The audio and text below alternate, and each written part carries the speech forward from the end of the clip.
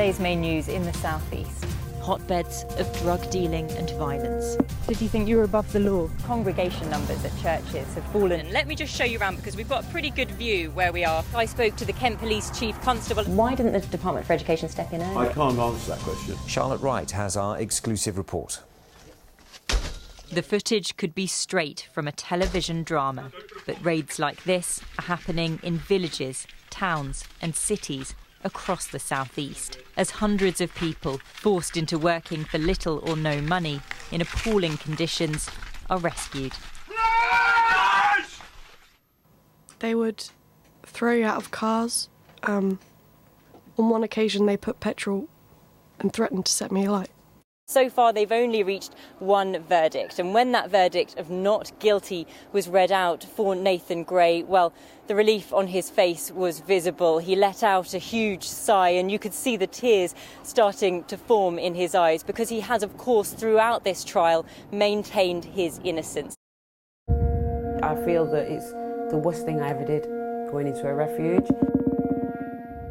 Sarah, whose name we've changed, is a survivor of domestic abuse.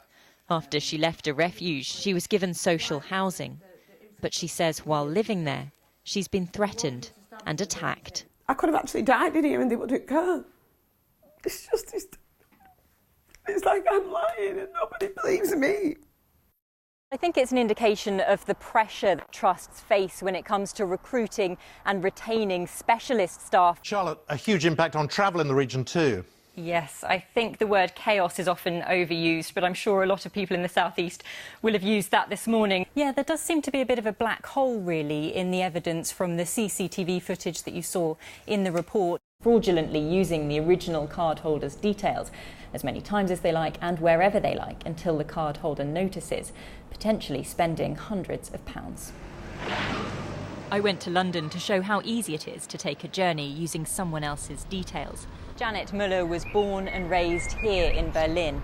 In 2012, she moved to Eastbourne to begin a degree in international event management. Now, developers want to turn 12 acres of land here into a major European filming hub. The entrance to the 2.4-mile crossing would be here in the village of Chalk. A round trip between Brighton and Rottingdean would have taken around 2 hours, with no toilets on board. Regardless, it was still very popular when it was running. Bad weather meant the service was often cancelled, which might sound familiar. This is designed to attract a younger audience, while also teaching them about the engineering behind bridges. You might say it's wholly in one. Charlotte Wright's there for us now. Charlotte, did you go mermaid or pirate? Well, I haven't donned an eye patch or any sequins just yet, but hey, watch this space, it could happen. I want to chat now to Rick Astley and Katie Tunstall. Thank you so much for joining us because you are preparing to perform tonight. Now, you've had long and varied careers. You've performed in all sorts of places. He wins. He wins. Possibly a bit longer. I didn't want to insult you, no. But now you're performing you just did, but that's fine. I'm so sorry. Charlotte Wright has our exclusive report. Into power for them to carry on. This is the man who harassed the Sussex Police and Crime Commissioner online for more than 6 years.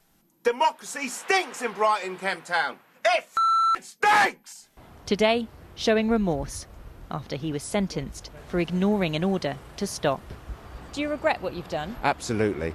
It's been a long process. A family home in Greenhithe, a room in which a mother lives with her 2 teenage children.